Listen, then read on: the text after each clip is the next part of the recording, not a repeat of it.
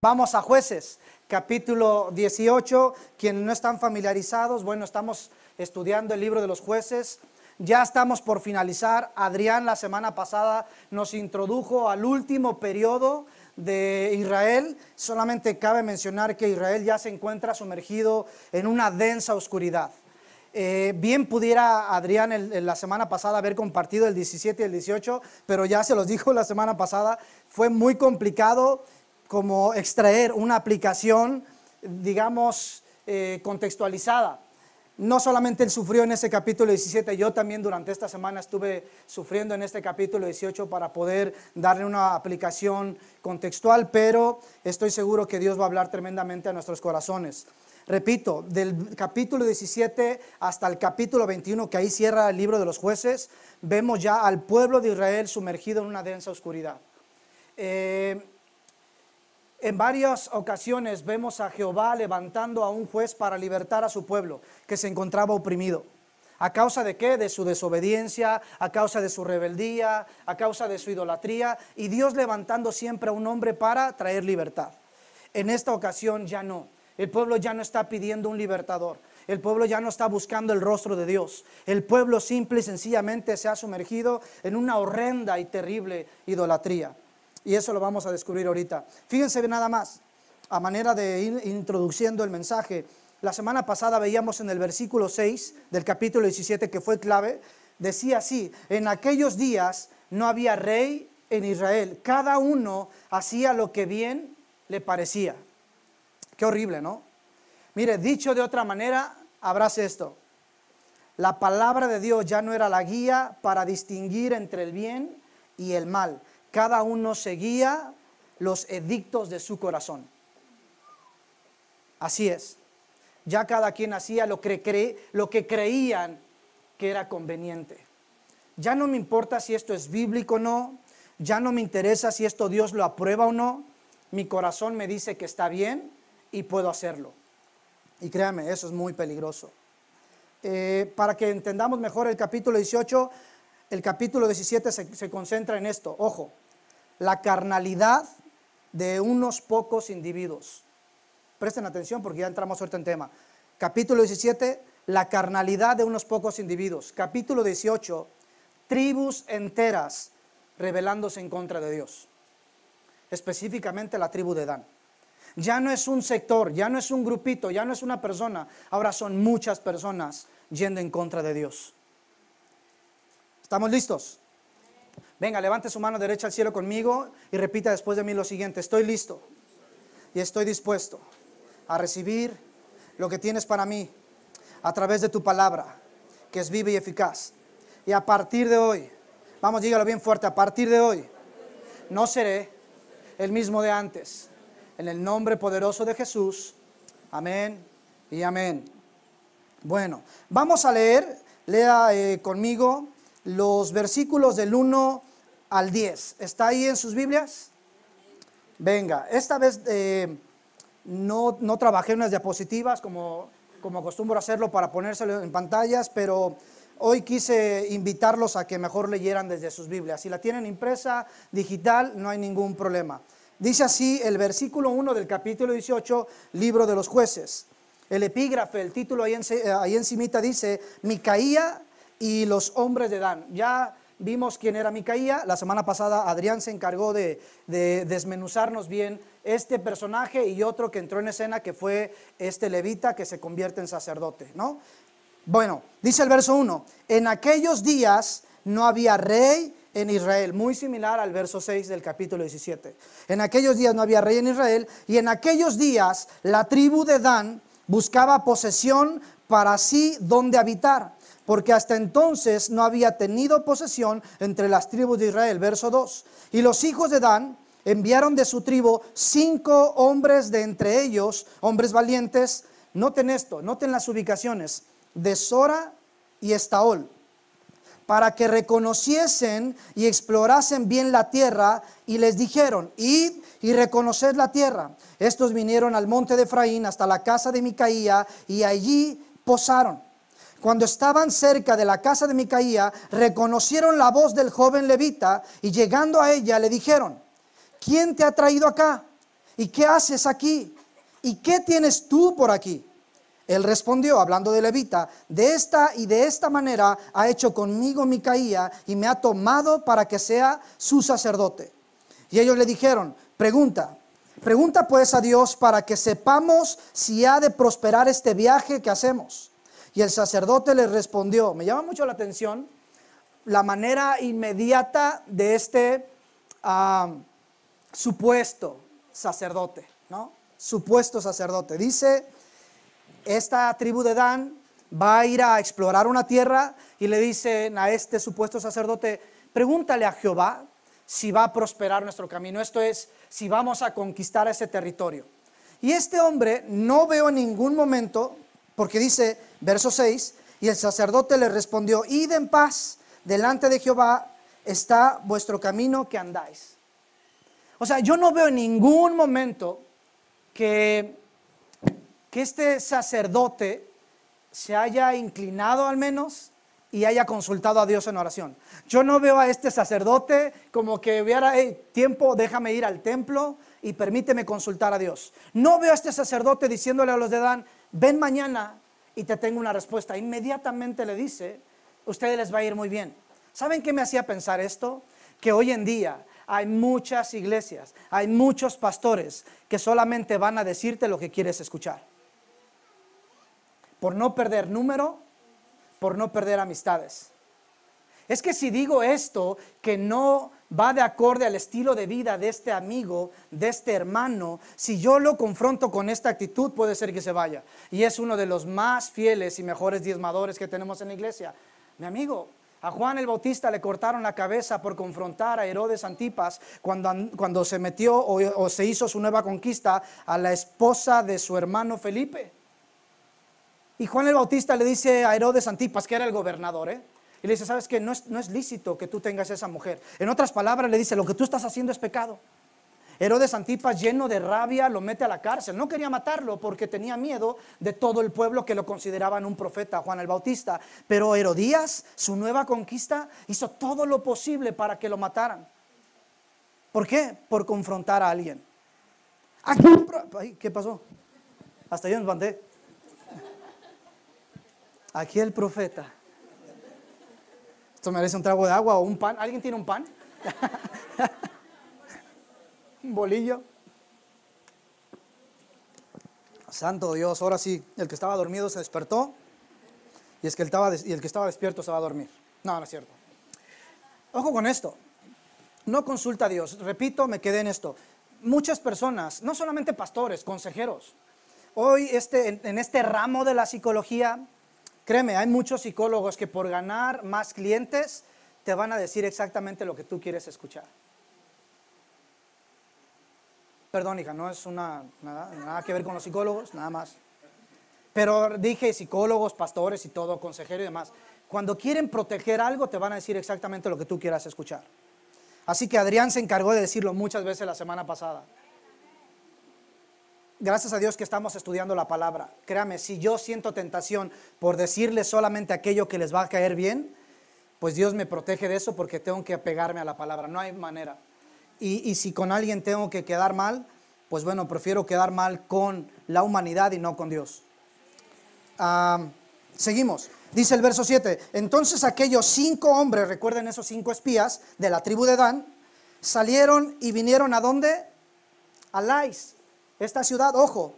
Y vieron que el pueblo, miren nada más la descripción de este pueblo, y vieron que el pueblo que habitaba en ella estaba seguro, ocioso y confiado, conforme a la costumbre de los de Sidón, sin que nadie en aquella región les perturbase en cosa alguna, ni había quien poseyese el reino.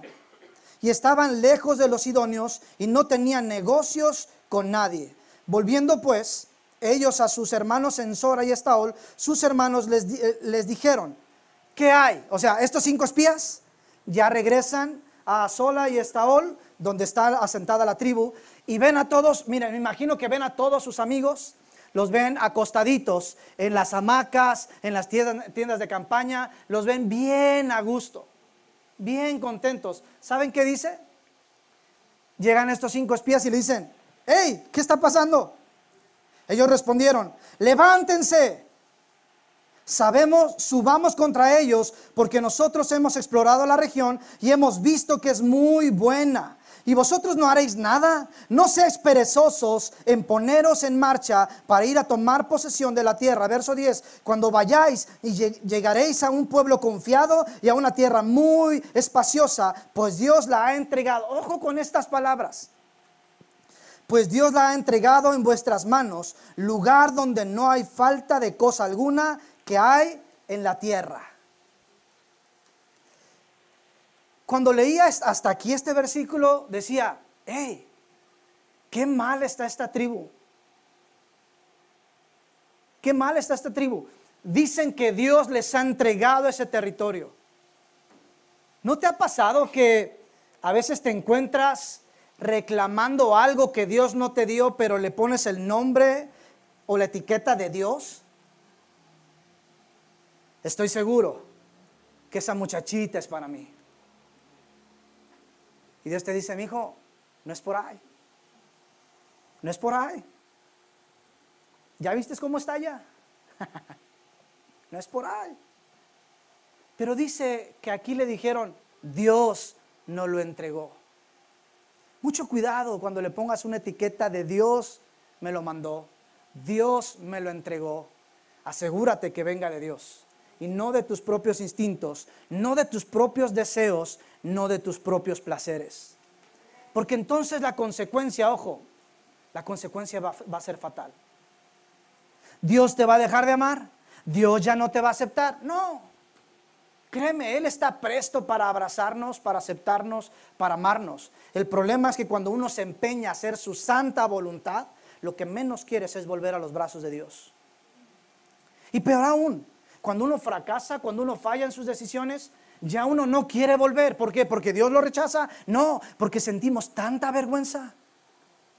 Y decimos, qué hipócrita, ahora sí voy a ir corriendo con Él. Claro, sí hay que hacerlo, pero no te pierdas la oportunidad. Miren, me hacía algunas preguntas.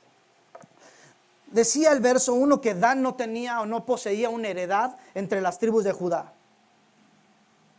Yo me preguntaba, ¿de verdad Dan no tenía una heredad entre las tribus de Israel? Mentiris, dijeran por ahí. Claro que la tenían. Y sabe, Josué, un libro antes de Jueces, se encargó de mencionárnoslo. Josué por ejemplo, capítulo 19, versos 40 al 31. Nada más les cito el verso 41. Repito, Josué capítulo 19, versos 40 al 48. Pero puntualmente el verso 41, mire lo que va a decir. Y fue el territorio de su heredad. O sea, Josué, el conquistador, habla con todas las tribus para repartirle los territorios. Y le dice, Dan, tu territorio, miren lo que va a decir verso 41. Tu territorio es Sora, Estaol, y va a dar un enlistado más. ¿Sí le suena a Sora y Estaol lo que acabamos de leer? O sea, que esos territorios ya se los había entregado Jehová. Yo me hacía otra pregunta. Entonces, ¿por qué dicen que no tenían territorio? Bueno, lo vimos desde Jueces capítulo 1. Desde el primer capítulo de Jueces. En el verso 34 al 36. Dice que los amorreos no dejaron que poseyeran su territorio. Ojo, vamos armando el cuadro. Dan tenía un territorio, por supuesto. Josué se los había entregado. ¿Por qué no lo poseyeron? Porque dice que los amorreos se lo impidieron. Aquí surgía otra pregunta. ¿Ok? ¿De verdad los amorreos no los dejaron poseer ese territorio? Bueno, más bien, ojo con esta respuesta. Los de Dan no fueron obedientes, fueron cobardes.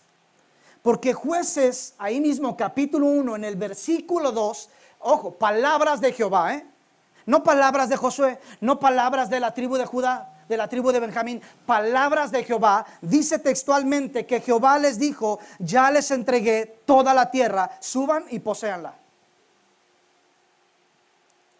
¿Dan no tenía un territorio? Sí lo tenía.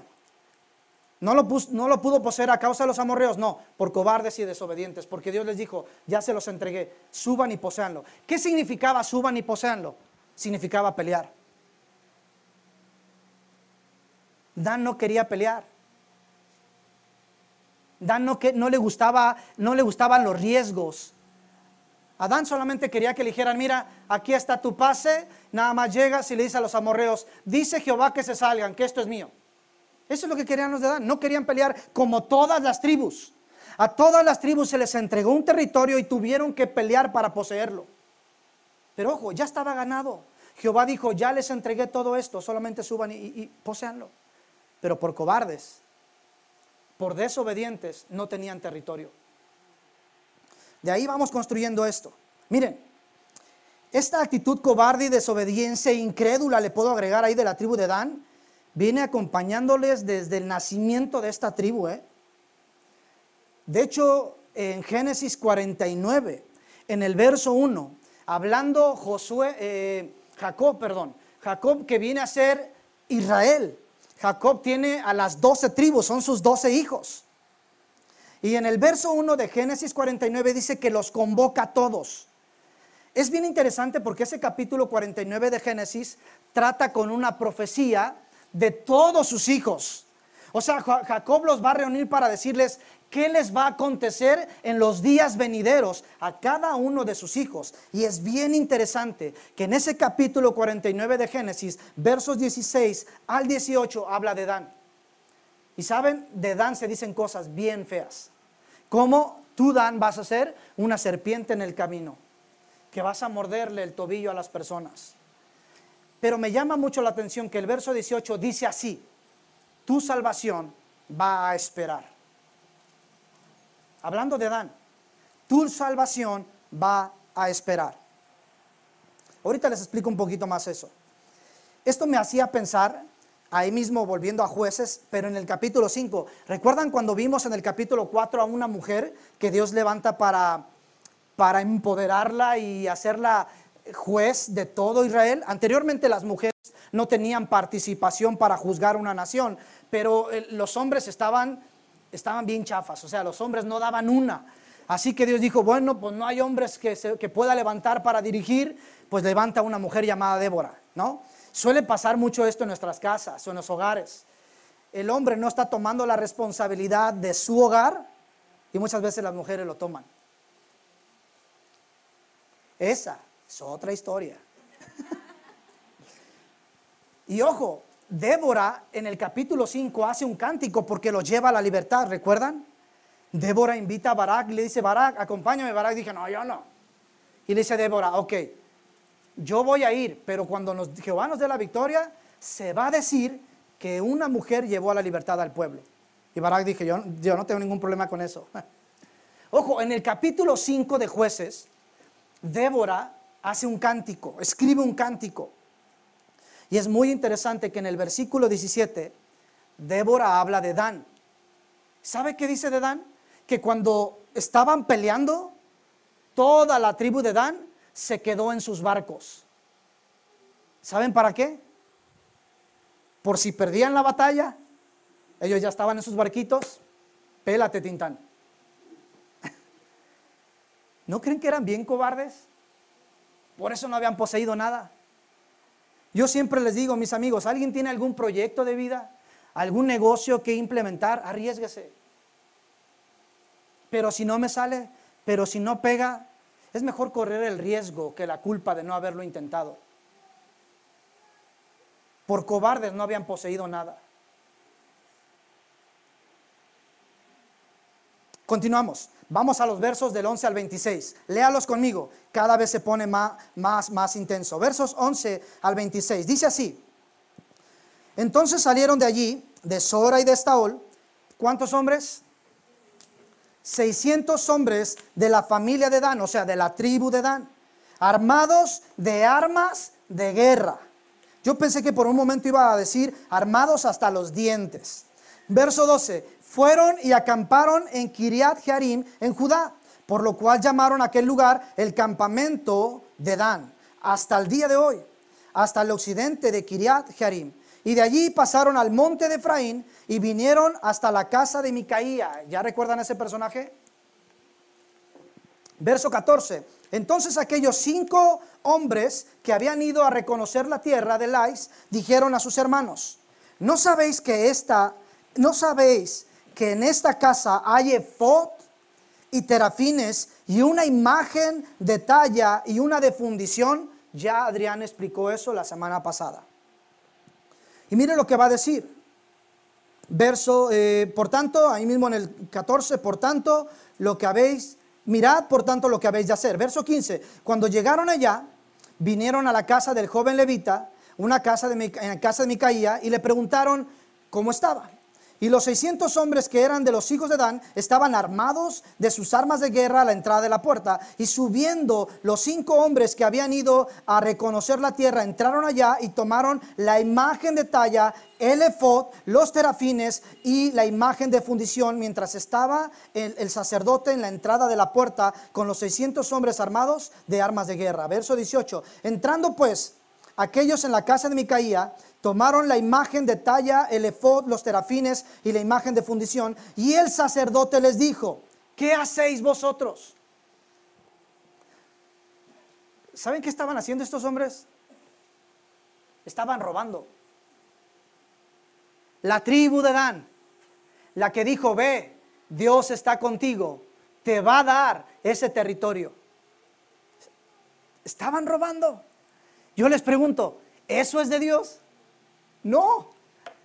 La tribu de Dan para este momento ya conocía los 10 mandamientos y sabían que uno de los mandamientos decía, no matarás, y estaban robando.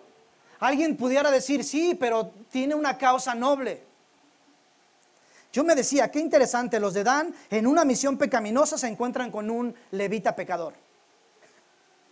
O sea, cuando tú emprendas algo que lleva el sello de pecado, créeme, te vas a topar con gente que lleve el mismo sello.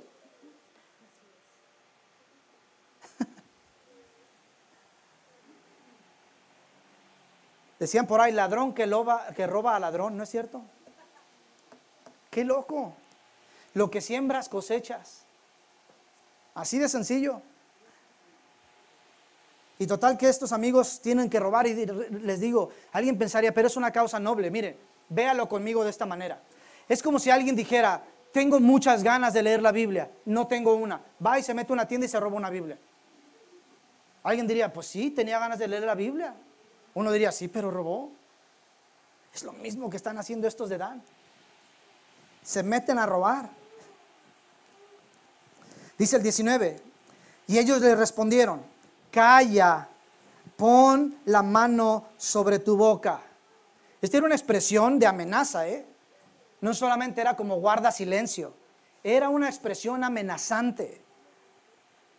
O sea, los de Dan le dijeron a Levita, mira, si quieres conservar tu vida, guarda silencio, no digas nada. Y después le hacen una invitación al sacerdote. Le dicen, ven con nosotros para que seas nuestro padre y sacerdote.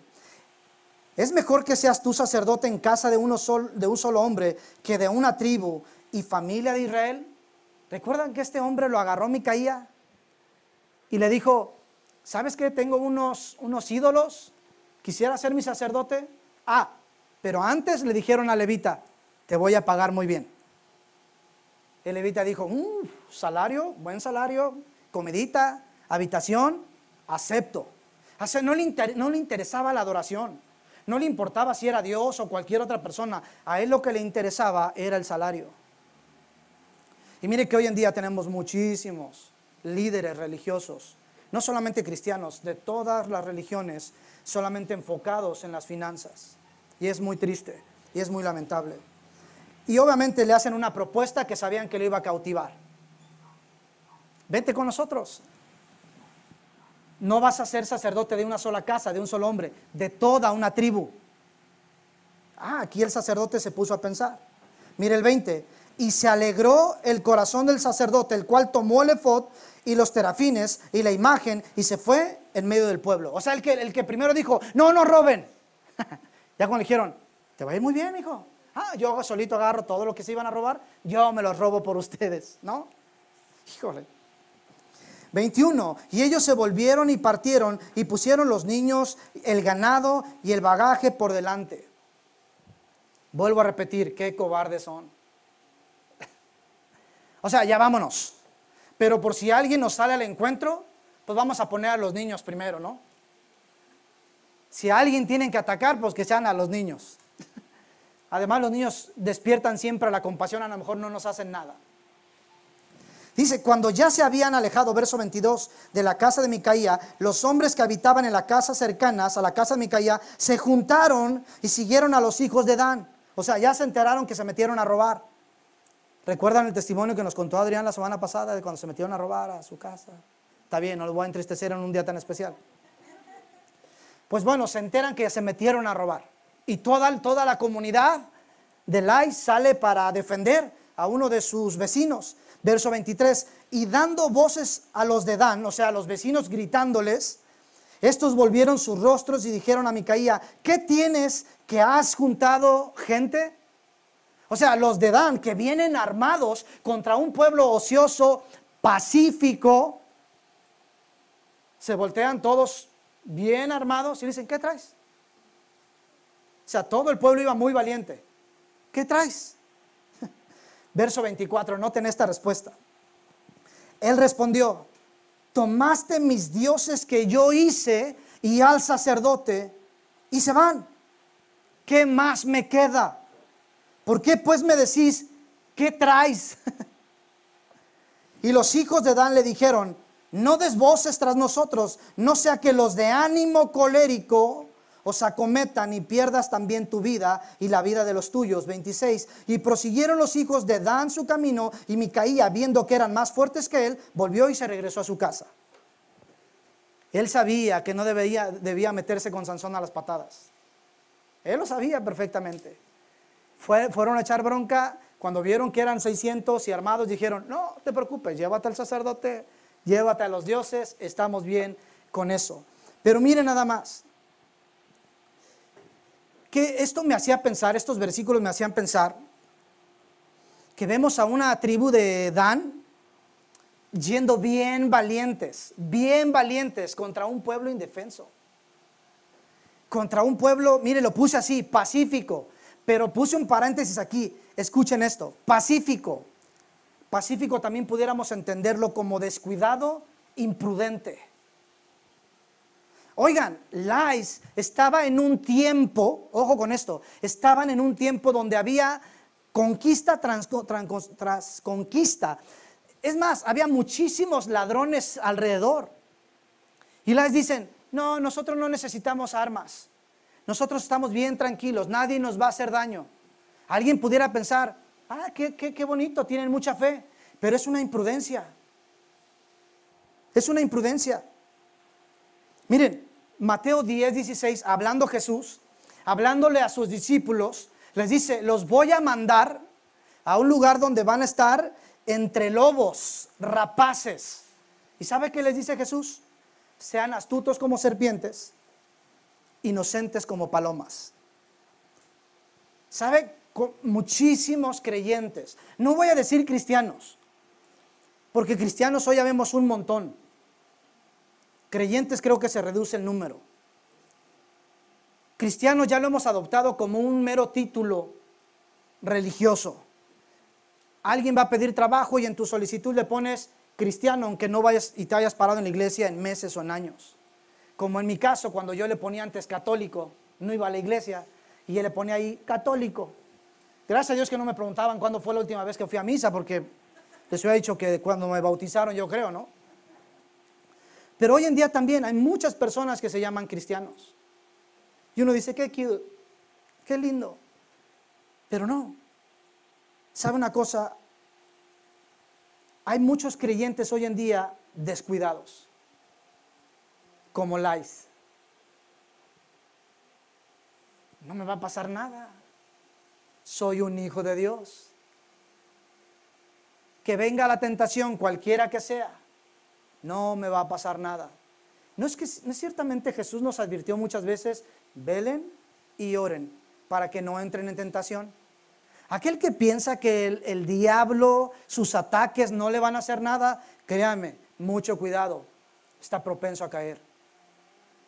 Está propenso a caer. Miren, los de Dan eran una tribu sin fe, temerosos, conformistas, perezosos, autosuficientes. Y me llamaba la atención el versículo 4. Decía Micaía, yo me lo imagino que iba llorando: tomaste mis dioses que yo hice y el sacerdote. Miren, qué ironía, ¿no? Escuchen esto, qué ironía. Un hombre defendiendo a Dios. ¿Cuándo se ha visto eso? Un hombre defendiendo a Dios. Micaías salió para defender a su Dios. Qué ciego estaba el pueblo. Esto me hacía recordar una situación muy similar con Gedeón. ¿Lo recuerdan? Lo vimos en el capítulo 6 de Jueces. Gedeón destruye los altares a Acera y Baal, y al día siguiente el pueblo se entera, preguntan: ¿quién hizo todo esto? Y le dicen: Gedeón. Van a la casa del papá de Gedeón y le dicen: hey, saca a tu hijo para que arreglemos cuentas con él. El papá de Gedeón, muy sabio, les va a decir: bueno, si Baal es Dios, que se defienda a él mismo. De hecho, por eso le cambiaron el nombre a Gedeón y le ponen Jerobaal. Que Baal se defienda a sí mismo. ¿Saben? El pueblo no hizo nada porque dijeron: bueno, estamos adorando a un Dios que no se puede defender a sí mismo. Qué loco, qué ironía. Y nos pasa muchas veces, mis amigos, que nos encontramos defendiendo dioses en nuestras vidas que no tienen vida. Y alguien diría: pues yo no soy idólatra, pastor. ¿A qué dioses te estás refiriendo? Muchas veces, mis amigos, el trabajo se convierte en un ídolo en nuestras vidas. La educación se convierte en un ídolo en nuestras vidas. El dinero se convierte en un ídolo en nuestras vidas. El matrimonio se convierte en un ídolo en nuestras vidas. El noviazgo se convierte en un ídolo en nuestras vidas. ¿Qué estás diciendo, pastor? ¿Que ahora mismo termine mi relación con mi esposa? No, para nada, tranquilos. No agarren esto de pretexto, ¿no? Simple y sencillamente, cuando hacemos esto de un ídolo, ¿sabe? He escuchado muchas personas que dicen: no he ido a la iglesia porque mi esposo no quiere ir. Ese es un ídolo. No he ido a la iglesia porque mis hijos no quieren. Eso es un ídolo. Un ídolo es el valor que tú le das a algo o a alguien y que ocupa el primer lugar en tu vida. Decía este hombre Micaía: ¿qué más me queda? Lo vimos en ese versículo 24. ¿Qué más me queda? ¿Sabes? Sentía mucha compasión por Micaía. ¿Sabe? Porque la idolatría siempre trae vacío al ser humano. Decía él: ¿qué más me queda? Sentía que si se llamaban sus dioses y su levita, no le quedaba nada, estaba vacío. Estaba vacío. ¿Sabe por qué? Porque los ídolos son huecos. Son vacíos, no tienen vida. Vamos aterrizando el avión, versos 27 y 31. Escuchen esto. Y ellos llevando las cosas que había hecho Micaía, juntamente con el sacerdote que tenía, llegaron a Lais, al pueblo tranquilo y confiado, y los hirieron a filo de espada y quemaron la ciudad. Y no hubo quien los defendiese, porque estaban lejos de Sidón. Y no tenían negocios con nadie. Y la ciudad estaba en el valle que hay junto a Bet-rehob. Luego reedificaron la ciudad y habitaron en ella. Y llamaron el nombre de aquella ciudad Dan, conforme al nombre de Dan, su padre, hijo de Israel. Bien que antes se llamaba ciudad de Lais. Versos 31. Y los hijos de Dan levantaron para sí la imagen de talla, y Jonatán, hijo de Gersón, hijo de Moisés, ojo con esto, hijo de Moisés, él y sus hijos fueron sacerdotes en la tribu de Dan hasta el día del cautiverio de la tierra. Así tuvieron levantada entre ellos la imagen tallada que Micaía había hecho, ojo con esto, todo el tiempo que la casa de Dios estuvo en Silo. Presten atención para el cierre. Qué interesante que en esta parte final entra en escena un personaje muy importante. La mayoría de nosotros conocemos la historia de Moisés. Miren, creyentes, no creyentes, conocen hasta cierta medida la historia de Moisés. Saben que fue un libertador, el que partió el mar Rojo en dos. Al menos esos detallitos uno los puede tener en mente. Pero uno de sus nietos, ojo, nietos de Moisés, ahora va a ser nombrado sacerdote de una falsa religión.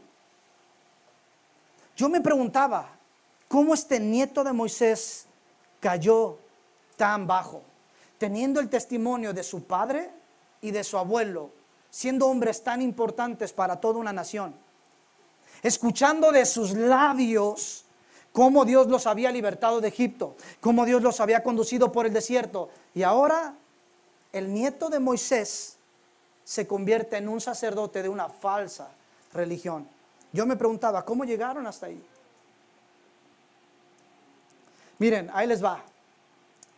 Agárrense bien de la silla. En estos versículos que leímos del 27 al 31, vemos a la tribu de Dan, no solo adoptando la idolatría de Micaía al robar sus dioses, peor que eso, harán de la idolatría un culto oficial. Ojo, harán de la idolatría un culto oficial. ¿A qué me refiero con esta idolatría? Una religión falsa, pagana y abominable para Dios. Y ahora Dan, escuchen esto, Dan va a levantar una de las peores religiones en el pueblo de Israel. ¿Saben cuánto duró esta religión falsa? Al menos 500 años antes de Cristo. ¿Sabe qué se pretende hoy en la actualidad? Se habla de un gobierno mundial, de un nuevo orden mundial, pero no solamente eso, no hablando en temas políticos solamente, sino incluso religiosos. Ahora se pretende que haya una sola religión. Vamos a eliminar testigos, vamos a eliminar cristianos, vamos a eliminar católicos, vamos a eliminar mormones, que haya una sola religión. ¿En qué va a consistir esta religión? Le puedo decir uno de esos aspectos de esa religión. Uno de esos aspectos, humanismo. Humanismo. Y no es que el verso 6 del capítulo 17, cada quien hacía lo que bien le parecía. Y no es que el versículo 1 del capítulo 18 empezaba diciendo, no había rey. ¿Sabe qué va a ser esta falsa religión y una religión, única religión en el mundo? Que todos hagamos lo que querramos. Ya empezaron con el tema de la sexualidad, que nadie te prive de tu sexualidad. A los niños los provocan, los invitan a vivir su sexualidad, a frenar su pubertad, a hacerse adultos más grandes. Haz lo que quieras. No necesitas preguntarle a Dios, no necesitas ir a un libro retrógrada, dicen por ahí, obsoleto, antiguo, legalista. Están sacando a Dios de sus vidas, del mundo. Miren, escuché un dato, se los voy a compartir nada más para no quedarme con él, mientras estudiaba acerca de la tribu de Dan. No me crean, es un dato que yo investigué. Pero según algunos religiosos especulan que de la tribu de Dan pudiera salir el anticristo. Ahora tendríamos que investigar quiénes son la tribu de Dan en la actualidad, y eso nos llevaría a otra prédica. Pero ojo con esto, mis amigos. Lo dije al principio, ¿en qué consiste esta nueva o falsa religión? La palabra de Dios ya no era la guía para distinguir entre el bien y el mal, y cada uno seguía los edictos de su corazón. ¿Sabe? Lo peor que podemos hacer es confiarle la dirección de nuestra vida a nuestro corazón. Porque el corazón es perfecto. El corazón es perverso. Y dice que del corazón salen las peores abominaciones. Te pregunto, aún sabiendo eso, ¿le vas a dar las riendas de tu vida al corazón? Sería una tontería de nuestra parte. Dice que del corazón nacen las peores abominaciones, suicidios, homicidios, abusos del corazón. No dejes que tu corazón decida por ti, o al menos te pondrás en riesgo. Es que cuando lo veo, viera, pastor, mire. Me late el corazón por ese bombón. Sí. Deja que el corazón te lleve al infierno.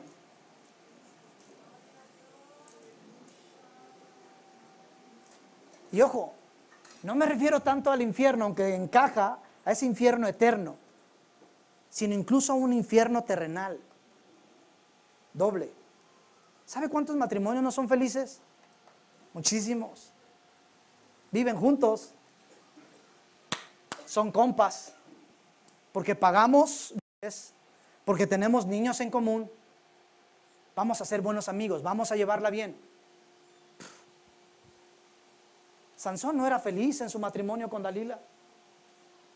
¿Por qué? Porque dejó a su corazón elegir.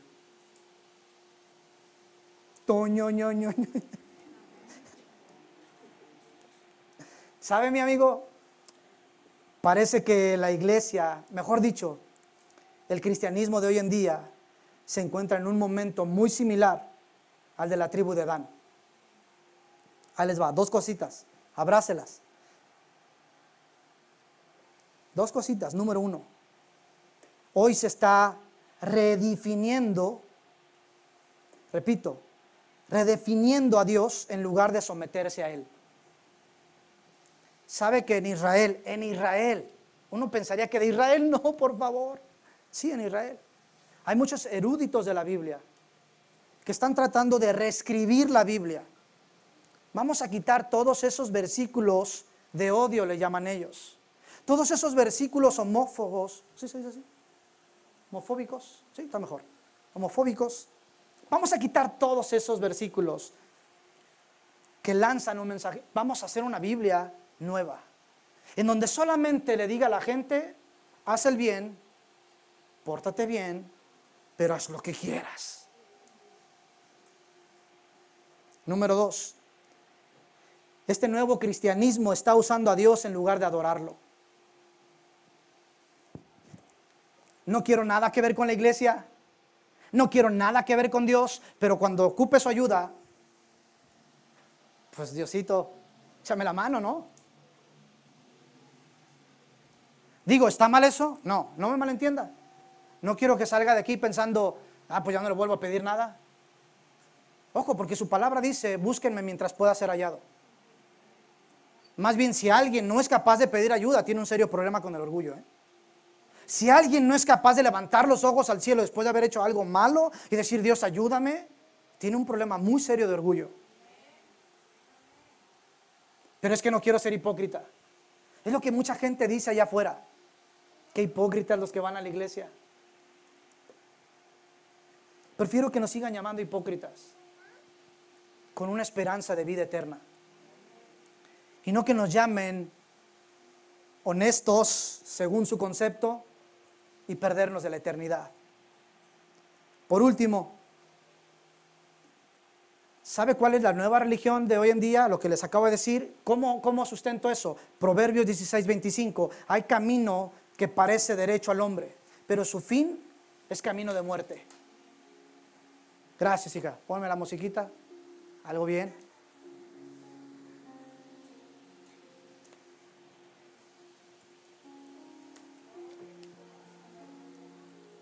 Hay caminos que nos parecen muy buenos,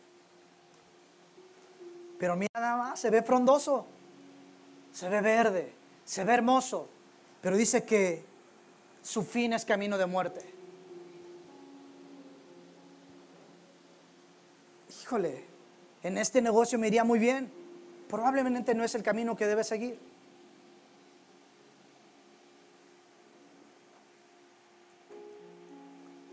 ¿Sabe? El verso 31 cerraba con una ubicación y es Silo. Silo. Dije, ¿por qué un capítulo tan fuerte cerraría con una ubicación tan pequeñita? 4 letras. Silo. ¿Sabe? Silo en su momento fue el primer centro religioso de Israel. Es más, fue considerado, escuchen esto, Silo fue considerado la casa de Dios. ¿Qué quiero decir con esto? En Silo era el lugar donde se hacían los sacrificios y el lugar donde se guardaba el arca del pacto. Pero en Dan, a solo unos cuantos metros, en Dan juntaron lo falso y se entregaron a una adoración destructiva. ¿Sabe cuál fue la consecuencia de esta tribu por haberse entregado a la idolatría? Y no solamente entregado, por haber llevado a miles a la idolatría. ¿Sabe cuál fue la consecuencia? La encontramos en el libro de Apocalipsis capítulo 7. Y ahí el escritor Juan, en la isla de Patmos, va a hablar de los sellados, de los que tendrán salvación, hablando del pueblo de judío. Y habla de 144,000. No como los testigos de Jehová, que solamente son 144,000 los que se van a salvar. Nada que ver. Habla de sellados, judíos. Y curiosamente, mientras leía ese capítulo, descubrí que Dan no figura entre los sellados. Ahora alguien se preguntará, entonces Dan no va a tener salvación. ¿Recuerdan lo que leíamos en Génesis 49? Jacob y su padre le dijo, tu salvación va a esperar. ¿Esto quiere decir que Dan va a ser salvo? Claro que sí, por ser un pueblo escogido por Dios. Pero esto va a acontecer después de la gran tribulación.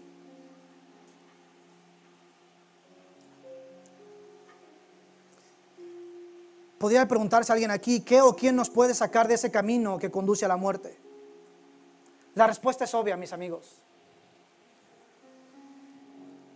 Solamente Jesús. Solo Cristo. Pastor, pero ese es un mensaje muy antiguo. Ya decir que Jesús es el camino ya no tiene mucho sentido. Ya la gente quiere vivir su propia vida. Puede ser. No me cansaré de repetir y de anunciar un mensaje que para algunos es antiguo, pero que en la actualidad sigue cambiando vidas, sigue transformando matrimonios, sigue sanando, sigue trayendo libertad a los cautivos.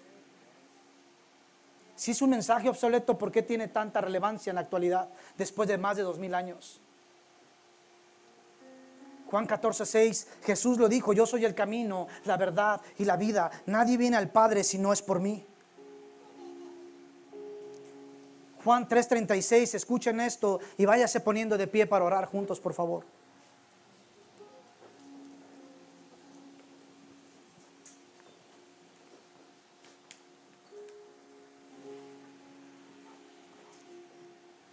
Juan 3:36, mire lo que dice. El que cree en el Hijo tiene vida eterna. Pero el que rehúsa creer en el Hijo no verá la vida. ¿Escuchó? El que cree en el Hijo tiene vida eterna. Pero el que rehúsa creer en el Hijo no verá la vida, sino que la ira de Dios está sobre él.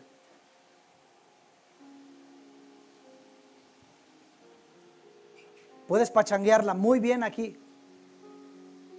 No necesito a Dios, estoy tan joven.